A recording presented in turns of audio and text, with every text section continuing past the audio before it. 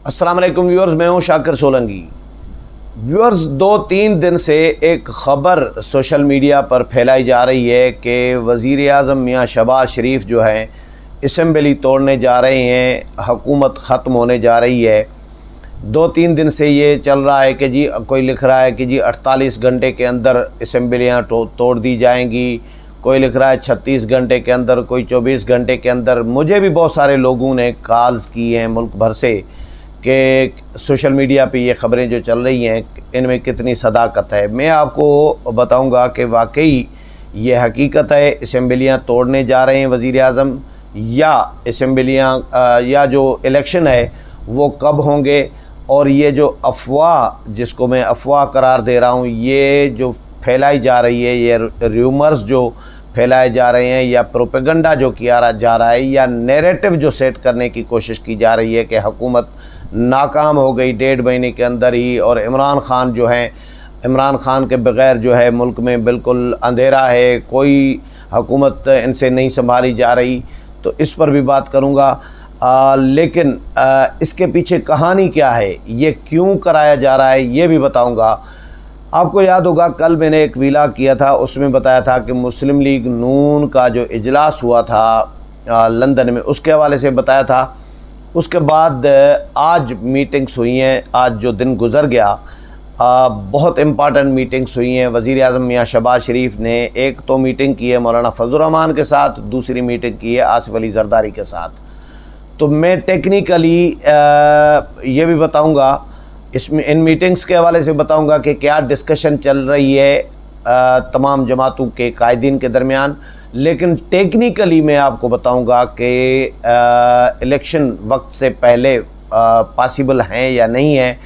और असम्बलियाँ अब अगर वज़ीर आज़म शहबाज शरीफ तोड़ते हैं, असम्बली तोड़ देते हैं और इलेक्शन में चले जाते हैं या निगरान सेटअप बना देते हैं, तो क्या नुकसान होगा इन तमाम सियासी जमातों का और क्या फ़ायदा होगा, किसका फ़ायदा किसका नुकसान होगा, ये भी बताऊंगा। पहले तो मैं आपको एक जुमला बता दूं, उस पर फिर मैं डिटेल आपके साथ शेयर करूंगा कि अगर असम्बली इस वक्त तोड़ दी गई और इलेक्शन अनाउंस कर दिए गए या निगरान सेटअप के लिए कोई कुछ इक़दाम किए गए, जी 3 महीने के अंदर इंतखाबात कराए जाएंगे, असम्बलियाँ तोड़ देते हैं, तो अगर ये तमाम जमातें इलेक्शन में चली गई, अभी फ़ौरन इलेक्शन में असम्बलियाँ तोड़ देते हैं, तो ये न सिर्फ इन सियासी जमातों की, तमाम जमातों की नाकामी होगी, ये बल्कि इस्टब्लिशमेंट की भी नाकामी होगी। और फिर ये एक ही इमरान ख़ान के सामने तमाम जमातों का, सियासी क़यादत का भी, अस्करी क़यादत का भी ये घुटने टेकने के मुतरादिफ़ होगा कि अगर इस वक्त असम्बलियाँ तोड़ दी गई। असम्बलियाँ तोड़ना इस वक्त पॉसिबल नहीं है, माकूल मुझे नज़र नहीं आ रहा। वो इसलिए माकूल नज़र नहीं आ रहा, मेरी मुलाकातें भी हुई हैं आज वज़रा से, बहुत इंपॉर्टेंट वज़रा थे जो पॉलिसी साज वज़रा हैं, उनके साथ भी मुलाकातें हुई हैं और ये डिस्कशन उनके साथ भी की है कि कब इस आम इंतखाबात होंगे। टेक्निकली मैं आपको ये बताऊं कि अगर जब इमरान ख़ान ने, अगर इनको मौजूदा जो जमातें हैं हुकूमत में, इनको अगर इलेक्शन में जाना होता, असम्बलियाँ तोड़ना होता, तो क्या ये 15-20 दिन या आधे महीने या महीने के लिए हुकूमत में आना था इनको? तो मेरा नहीं ख्याल कि महीने के लिए ये हुकूमत में आती या महीने के लिए कोई हुकूमत लेती, या सारी जमातें महीने के लिए। चौधरी शुजात हुसैन तो 1.5 महीने के लिए, 45 दिन के लिए वज़ीर आज़म बन सकते हैं इन हाउस चेंज के दौरान। लेकिन ये सारी सियासी जमातें इमरान ख़ान को हटा के और इक़्तिदार में आएँ और वो 1 महीने के लिए आएँ, तो ये पॉसिबल नहीं है, एक बात। दूसरी बात ये कि इमरान ख़ान ने जब असम्बलियाँ तोड़ी थी, उस वक़्त इमरान ख़ान डाउन हो चुके थे, क्योंकि उन्होंने आइन पर अमल दरामद नहीं किया था, आइन तोड़ चुके थे, जिसकी सुप्रीम कोर्ट ने भी मुखालफत की, जिसकी सियासी जमातों ने मुखालफत की, जिसकी अवाम ने भी मजम्मत की थी। अवाम भी इसको पसंद नहीं कर रहे थे जो इमरान ख़ान ने इक़दाम किया था। उस वक़्त इमरान ख़ान की ग्राफ जो है, इमरान ख़ान का, वो ज़मीन बोस हो गया था। उस वक़्त अगर इलेक्शन का मुतालबा कर देती ये सारी सियासी जमातें, तो उस वक़्त भी पॉसिबल था कि इनका मोराल ज़ाहिर है जो ग्राफ था इन सियासी जमातों का वो ऊपर रहता और इमरान खान का ग्राफ नीचे रहता। तो उस वक़्त इन्होंने इलेक्शन का मुतालबा नहीं किया इमरान खान से, या असम्बलियाँ तोड़ दी थी इमरान खान ने। तो इन्होंने इतना सारा कुछ जो किया है, तो क्या 1 महीने के लिए किया है? मेरा नहीं ख्याल। तो असम्बलियाँ कहीं नहीं जा रही, असम्बलियाँ तोड़ने का कोई इम्कान मुझे नज़र नहीं आ रहा। वो इसलिए भी क्योंकि इंतखाबी इस्लाहात नहीं हुई। इंतखाबी इस्लाहात के बग़ैर कैसे इलेक्शन में जाएंगी ये सियासी जमातें, जिनका 3.5 साल ये मुतालबा रहा है कि भाई इंतखाबी इस्लाहात कराए जाएँ, इंतखाबी इस्लाहात कराए जाएँ। और फिर उसमें इंतखाबी इस्लाहात में सिक्योरिटी इदारों की, पाक फ़ौज की, ISI की जो इदारे हैं कौमी सलामती के, इनकी इस्टबलिशमेंट की मुदाखलत बिल्कुल ख़त्म करने का भी नुक्ता शामिल है।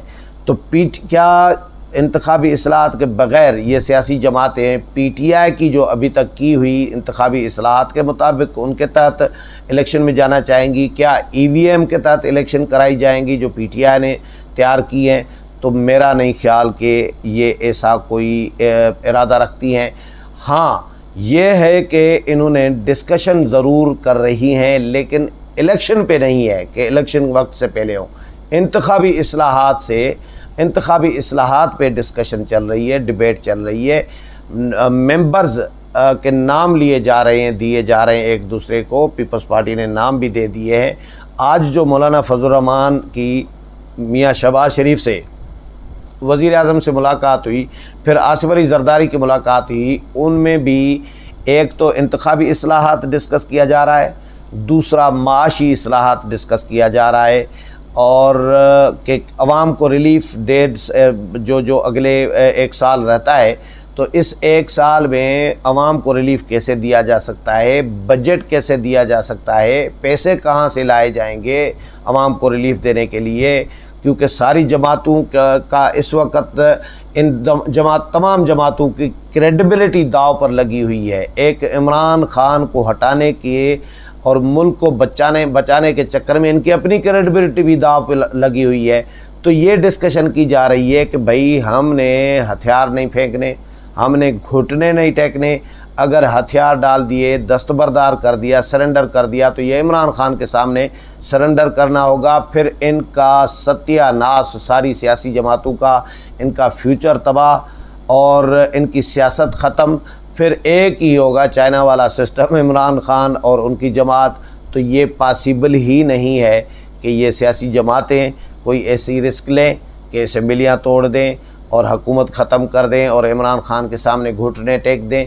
और इमरान खान को भी इस्टबलिशमेंट ने जो आज़माया, अब इमरान खान ने जो सत्यानाश की, मुल्क की मईशत की सत्यानाश की, बेड़ा गर्क किया, रुपया 90 से डॉलर जो है 90 रुपये से 190 तक पहुंचा दिया 3.5 साल में इमरान खान ने। कश्मीर बेच दिया इमरान खान ने, CPEC पर काम रोक दिया इमरान खान ने, और लाखों की तादाद में बेरोज़गार कर दिए लोग इमरान खान ने।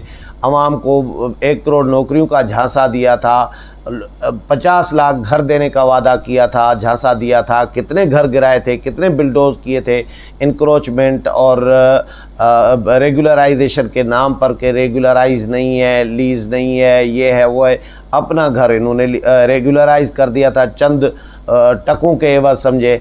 तो ये इमरान खान तबाही का बायस बने 3.5 साल में। इसलिए अब दोबारा इमरान खान का तो इस्टबलिशमेंट सोच भी नहीं सकती, और इमरान खान ने फिर इस्टबलिशमेंट के साथ जो अभी कर रहे हैं, तो वो मेरा नहीं ख्याल कि इस्टबलिशमेंट कोई इमरान खान पर अब दोबारा कोई रिस्क ले सकती है या जुआ खेल सकती है।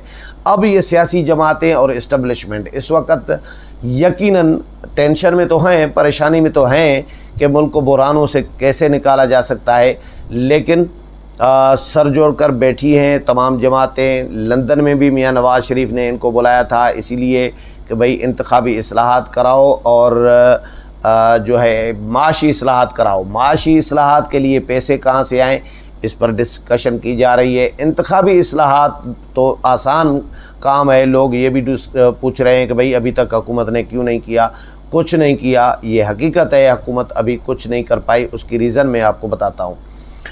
पहले इंतखाबी इस्लाहात का बताऊं कि इंतखाबी इस्लाहात में रुकावट पीटीआई है, क्योंकि पीटीआई चाहे पार्लियामेंट में अंदर नहीं है लेकिन पार्लियामेंट से बाहर तो है ना, तो पीटीआई को भी तो ज़ाहिर एतमाद में लेना है, पीटीआई को बिठाना है इंतखाबी इस्लाहात कमेटी में, तो कैसे बिठाना है इस पर मुशावरत की जा रही है, डिस्कशन की जा रही है कि पीटीआई को कैसे कायल किया जाए। ख़बर ये बड़ी, इसमें यह भी ऐड कर दूं कि पीटीआई ने एक शर्त रखी है, राबते शाबते हो रहे होते हैं पीटीआई के शाह महमूद कुरैशी और इनके ज़रिए, कि पीटीआई ने एक शर्त रखी है इन तमाम सियासी जमातों के साथ कि जी असम्बलियाँ तोड़ दी जाएं और 3 महीने में इलेक्शन अनाउंस कर दिए जाएं या निगरान सेटअप लाया जाए, तो फिर हम आपके साथ बैठने के लिए तैयार हैं इंतखाबी इस्लाहात के लिए। तो ये जमातें पीटीआई पर भरोसा करने के लिए तैयार नहीं है, क्योंकि पीटीआई ने माजी में जितने भी झांसे दिए हैं इन सियासी जमातों को मुज़ाकरात के, उनमें कहीं भी पूरी नहीं उतरी, हमेशा मुकर गई है, हमेशा झूठ बोला है, झांसा ही दिया है। मुज़ाकरात के दौरान भाग जाते थे कि जी ये सियासी जमातें जो है अपोजिशन जो है एनआरओ मांग रही है, जब हुकूमत में थी पीटीआई तो ये कहती थी कि ये एनआरओ मांग रहे हैं और भाग जाते थे, इनकी बात कोई नहीं, इनका कोई एक नुक्ता का शामिल करने के लिए तैयार नहीं थे। तो अब भी पीटीआई इनकी बात नहीं मानेगी और इनको भी उम्मीद नहीं है पीटीआई से कि पीटीआई कोई बात मान सकती है। हाँ, बैकडोर इस्टबलिशमेंट के साथ भी इतलात ये आ रही हैं कि पीटीआई जो है राब्ते उनके चल रहे हैं कि जी पीटीआई की डिमांड एक ही है कि जी इंतखाबात कराए जाएँ, फौरी इंतखाबात कराए जाएँ। शेख रशीद अहमद 31 मई की तारीख देते फिर रहे हैं कि 31 मई से पहले या गिरफ्तारियां होंगी या असम्बलियाँ तोड़ दी जाएंगी या इलेक्शन होंगे, ये होगा वो होगा, इस तरह की बयानबाजी ये सिर्फ प्रेशर डालने का एक तरीका है, एक हरबे इस्तेमाल कर रही है पीटीआई।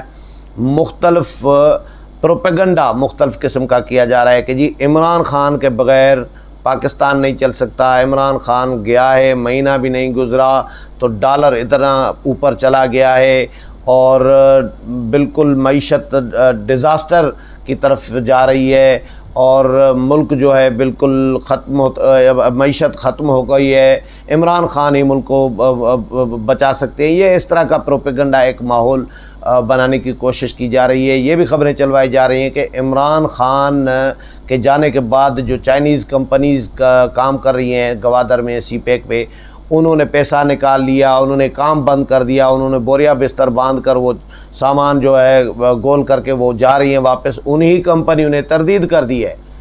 ट्वीट पे जो प्रोपेगंडा किया जा रहा है वही कंपनियां तरदीद कर रही हैं कि भाई ऐसी कोई बात नहीं है, हम अपना काम जारी रखे हुए हैं, हमने कोई अपना काम बंद नहीं किया, मिशन बंद नहीं किया। लेकिन पीटीआई के जो हामी हैं, जो यूथिया हैं, उनकी जानिब से ये प्रोपेगंडा किया जा रहा है हुकूमत को नाकाम एक तसर नाकामी का जो है हुकूमत का या सियासी जमातों का देने की एक भरपूर कोशिश की जा रही है।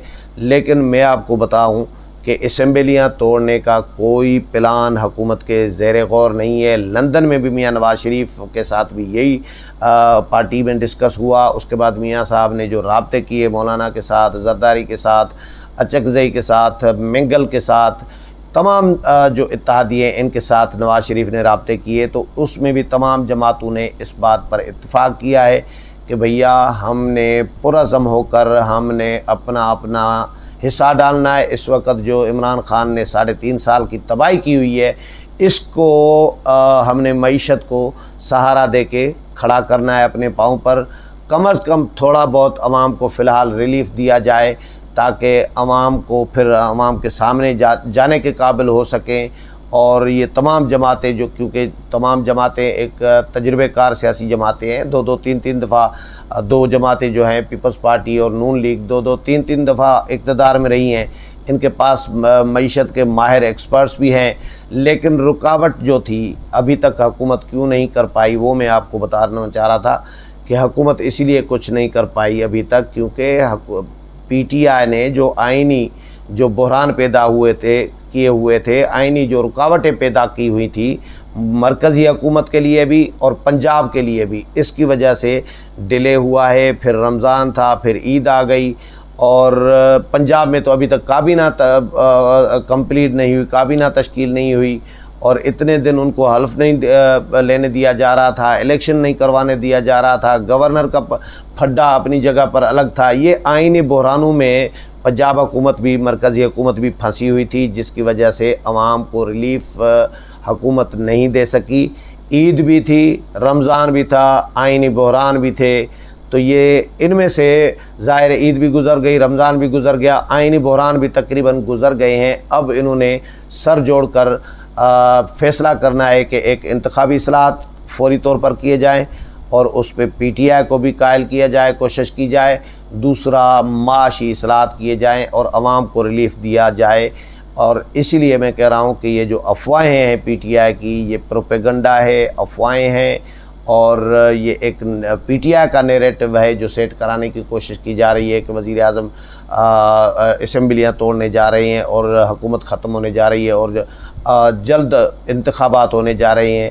ऐसी कोई बात नहीं है। आखिर में जाते जाते ये भी बताता जाऊँ कि इलेक्शन कमीशन भी फ़ौरी इंतखाबात के लिए तैयार नहीं है। उम्मीद है प्रोग्राम पसंद आया होगा। अगले प्रोग्राम में फिर मुलाकात होगी, तब तक इजाज़त चाहता हूँ। अल्लाह हाफ़िज़।